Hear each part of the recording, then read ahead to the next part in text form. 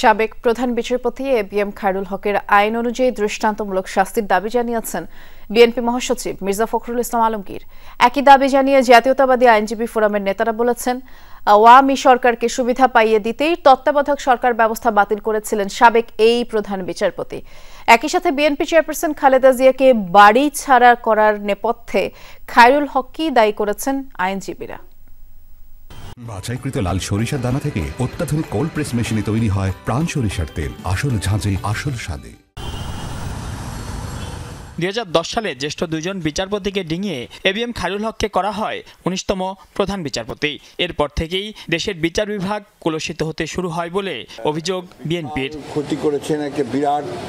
রাজধানীর গুলশানে বিএনপি চেয়ারপারসনের কার্যালয়ে এক জরুরি সংবাদ সম্মেলনে দলটির মহাসচিব বলেন, তত্ত্বাবধায়ক সরকার নিয়ে খায়রুল হকের দেয়া রায় রাষ্ট্রবিরোধী। তত্ত্বাবধায়ক সরকারের ব্যাপারে যে রায় দিয়েছিলেন, শর্ট যে রায় দিয়েছিলেন সেটা এবং তার পরবর্তীকালে সেটা যে আপনার পূর্ণাঙ্গ যে রায় মধ্যে আকাশ আর পাতাল তফাৎ ছিল, এবং সেই যে রায়টা তিনি শর্ট দিয়েছিলেন সেটাও আমরা মনে করি যে এই রাষ্ট্রের বিরুদ্ধে গেছে। এর আগে জাতীয়তাবাদী আইনজীবী ফোরামের নেতারা বলেন, প্রধান বিচারপতি হয়েই রাজনৈতিক নানা বিষয় কোর্টে টেনে এনে সপক্ষে রায় দিয়ে আওয়ামী লীগকে সুবিধা পাইয়ে দিয়েছেন খায়রুল হক। তত্ত্বাবধায়ক সরকার বাতিল, জিয়াউর রহমানকে স্বাধীনতার ঘোষক থেকে সরানো, বেগম জিয়াকে মইনুল রোডের বাড়ি থেকে সরানোর নেপথ্যে রয়েছেন তিনি। এই খায়রুল হকের কারণে আয়নাঘর হয়েছে, এই খায়রুল হকের কারণে হাজার হাজার মায়ের কোল খালি হয়েছে।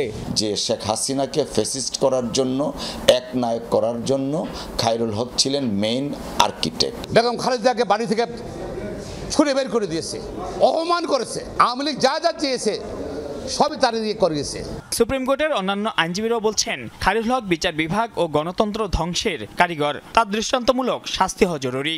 ইলেকশন কমিশন ডেস্ট্রয় হয়ে গেছে, ইলেকশন পদ্ধতি ডেস্ট্রয় হয়ে গেছে।